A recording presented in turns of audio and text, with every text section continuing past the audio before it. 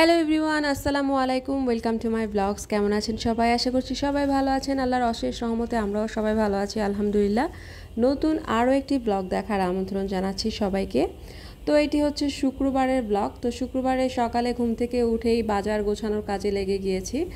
আলু, পেঁয়াজ, শসা, লেবু, টমেটো, গাজর, ডিম, পোলার চাল আর সেই সাথে রোস্ট মশলা আর বাচ্চাদের জন্য নাস্তা নিয়ে এসেছিলো। ইদানিং আমার বাচ্চারা বাটার বন খাওয়ার প্রতি ঝুঁকেছে। ওরা বাটার বনটা এত পছন্দ করছে কেন জানি না।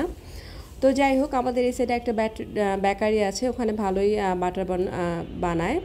তো আমি ওখান থেকে ওদের জন্য বাটার বন আনতে বলি। তো এখানে তেলও এনেছিল। তো এখন এগুলোকে গুছিয়ে রাখবো আর সেই সাথে আমি একটু গ্রিন টি খেয়ে নিব। আলু পেঁয়াজগুলোকে যে জায়গায় রাখি আমি সবসময় একটা বোলের মধ্যে আলাদা আলাদা সেপারেট করে রাখবো।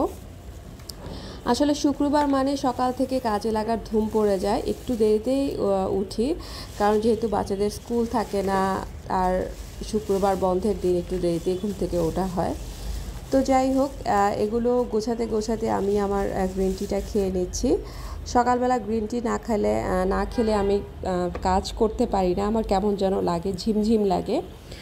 তো যাই হোক, এগুলোকে এখন গুছিয়ে তারপর বাকি কাজগুলো করব। এদিক দিয়ে রিদিশাকেও নাস্তা করিয়ে রেডি করাতে হবে, কারণ ও আবার শুক্রবার হলে ওর মাথায় ভূত চাপে, মসজিদে যেয়ে নামাজ পড়বে। তো যাই হোক, রিদিশাকে বাটার বন দিয়েছিলাম খাওয়ার জন্য। বাটার বন খাচ্ছে আর সেইদিকে রেডিও হয়ে গিয়েছে। সে একদম হিজাব টিজাব পরে রেডি হয়ে গিয়েছে, বাবার সাথে আজকে নামাজে যাবে।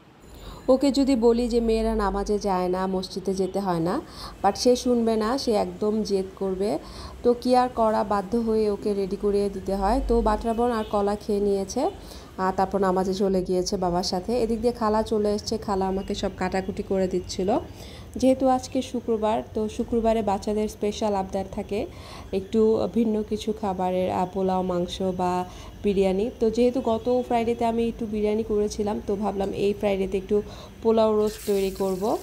তো আমি আজকে একটু আলু ভাজাও তৈরি করে নিচ্ছি, আলু ভাজা, কাঁকরোল ভাজা। আমার কাছে এগুলো পোলাও দিয়ে খেতে ভালোই লাগে। আর তাছাড়া আমার মেয়ে মাইশা এত পছন্দ করে আলু ভাজা, অনেক পছন্দ করে। তো এগুলো পোলাও দিয়ে খেতে ভালোই লাগে আমার কাছে।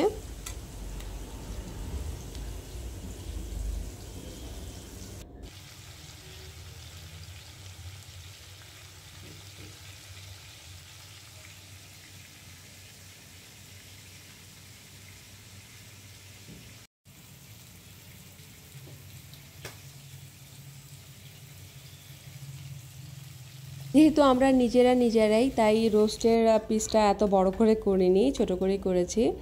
তো পোলাওয়ের জন্য আমি পেঁয়াজ আর গরম মশলাটাকে একটু ভেজে নিচ্ছিলাম তেলের মধ্যে।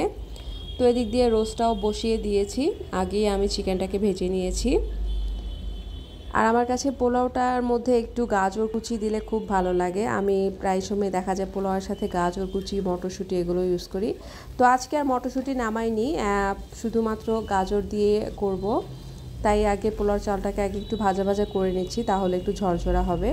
আর এদিক দিয়ে রোস্টের লাস্ট পর্যায়ে আমি একটু টক দই আর বাদাম বাটা ইউজ করি। শেষে এটা দিলে আমার কাছে মনে হয় গ্রেভিটার টেস্টটা অনেক বেড়ে যায়। তো রোস্টটা অ্যাকচুয়ালি আমার কাছে এভাবে খেতেই ভালো লাগে। আর মাইশা তো পোলাও দিয়ে রোস্ট অনেক পছন্দ করে। তো আমার কাছে রোস্টের থেকে কেন জানি ঝাল মাংস খেতে ভালো লাগে বেশি, বাট মাইশা যেহেতু পছন্দ করে, বাচ্চারা পছন্দ করে, তাই ওদের জন্যই আজকে রোস্টটাই করলাম। তো এদিক দিয়ে আমি পোলাওটাও বসিয়ে দিয়েছি, আর এখানে আমার রোস্টটাও প্রায় হয়ে আসছে। মাংস যেহেতু সেদ্ধ হয়ে গিয়েছে, এখন ঝোলটা আর একটু গাঢ় হলে নামিয়ে নিব। তো আমার পোলাও রান্না হয়ে গিয়েছে, তো এখন কাবাব তৈরি করে নিব। মাইশা বলছিল ওর কাবাব খেতে ইচ্ছে করছে, তো মেয়ে যেহেতু বললো তাই ভাবলাম ওর জন্য কাবাবটাও রেডি করে নিই। আর এদিক দিয়ে আমার পোলাওটা হয়ে গিয়েছে, দেখতেই পাচ্ছেন পোলাওটা কত ঝরঝরে হয়েছে আর খেতেও অনেক টেস্ট ছিল। আর আমার রোস্টটাও হয়ে এসছে, ঝোলটা ঘন হয়ে এসছে। এখন আমি এগুলোকে নামিয়ে আমার কাবাবটাকে ফ্রাই করে নিব। আর পোলাওর সাথে কাবাব খেতে তো অনেক ভালো লাগে। তো কাবাব ছাড়া দেখা যায়, পোলাও ছাড়াও আমার বাচ্চারা শুধু কাবাবটা বেশি পছন্দ করে। ওরা হাতে কয়েকটা কাবাব একসাথে খেয়ে নেয়। তো এদিক দিয়ে আমি পোলাওটাকে বেড়ে নিচ্ছি। এখন সবাই মিলে একসাথে লাঞ্চ করব। আর আমার কাছে মনে হয় যে ফ্রাইডেতে সবাই একসাথে বসে লাঞ্চ করা যায়, না হলে এক এক দিন এক এক টাইমে দেখা যায়। আমি বাচ্চাদের সাথে লাঞ্চ করি একসাথেই, বাট সবাই তো আর একসাথে লাঞ্চ করা হয় না, একটু বাইরে থাকে, কাজে ব্যস্ত থাকে অনেকে। তো এই জন্য শুক্রবার দিনে সবাই একসাথেই লাঞ্চটা করি। তো আমি সব কিছু সার্ভ করে টেবিলে নিয়ে যাব, তারপর একসাথে সবাই মিলে লাঞ্চ করব। এদিক দিয়ে আমি রিদিশাও চলে এসছে, আমার হাজব্যান্ড ওকে নিয়ে এসছে বাসায়। তো ওরা বসে আছে কখন খাবে, আমি রান্না সার্ভ করব। তো যেহেতু আমি একটু ব্লগিং করি, ভিডিও করি, তাই ওদের একটু ডিস্টার্ব হয় খাওয়ার টাইমে, বলে যে ভিডিওটা তাড়াতাড়ি শেষ করো, আমরা খেতে বসবো। তো যাই হোক, এখন আমি সব কিছু একসাথে সাজিয়ে নিয়েছি।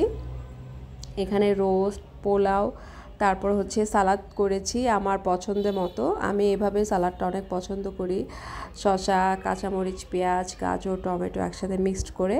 আর একটু কালিজিরা ভর্তা ছিল ফ্রিজে, ওটা বার করে নিয়েছি, গতকাল তৈরি করেছিলাম।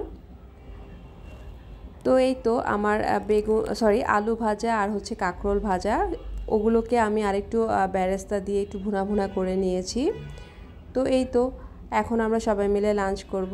আমি ফার্স্টে রিদিশাকে লাঞ্চ করিয়ে তারপর আমি লাঞ্চ করি সব সময়, কারণ দেখা যায় ছোট মানুষ, ও নিজে নিজে খেতে পারে না, তাই ওকে আগে করিয়ে তারপর আমি খাই।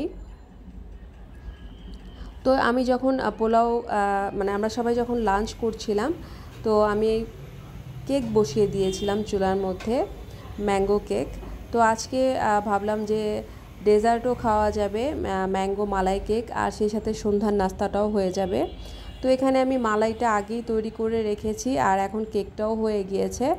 এখন কেকটা আমি ঠিকমতো কাঁটা চামচ দিয়ে ভালো মতো একটু কেটে কেটে নিব, তাহলে এটার ভিতরে মালাইটা ভালো মতো ঢুকবে। তো এটা অবশ্য এখন খাবো না, এখন আমি এটাকে ভালো মতো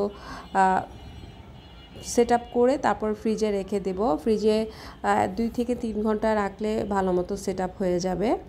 আর মালাই কেকটা আমার কাছে এভাবে খেতেই ভালো লাগে, আর অনেক টেস্টও হয়েছিল অবশ্য। আমি দুধটাকে জাল দিয়ে ভালো মতো ঘন করে তারপরে ম্যাঙ্গো দিয়ে ওটাকে মালাইয়ের মতো তৈরি করেছি।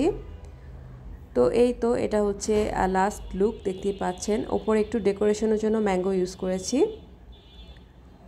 তো আমি এখন একটু রেস্ট নিব এটাকে ফ্রিজে রেখে। তো আমার মেয়ে এখানে বসে আমাকে মেহেদি দিয়ে দিচ্ছিল, বলেছে যে চলো মামনি তোমাকে আমি মেহেদি দিয়ে দিই। তো মাইশা আমাকে মেহেদি দিয়ে দিচ্ছে, মেহেদিটা শুকাবে, তারপরে আমরা সন্ধ্যার নাস্তা করব। আর মালাই কেকটা ফ্রিজে অলরেডি সেট আপ হয়ে গিয়েছে, ওটাকে বার করে নিব। আজকে সন্ধ্যায় বেশি কিছু খাবো না, বাচ্চাদেরকে মালাই কেকই দিব, যেহেতু রিচ ফুড খাওয়া হয়েছে আর রাতেও রিচ ফুড খাওয়া হবে। তো দেখতেই পাচ্ছেন মালাই কেকটা কতটা সুন্দর হয়েছে, আর এত টেস্ট হয়েছিল যে কি বলবো। তো আজকে এই পর্যন্তই। আমার ব্লগটি কেমন লাগলো আমাকে জানাবেন, ভালো লাগলে অবশ্যই আমার চ্যানেলটি পাশে থেকে লাইক, সাবস্ক্রাইব, কমেন্ট করবেন। আল্লাহ হাফেজ।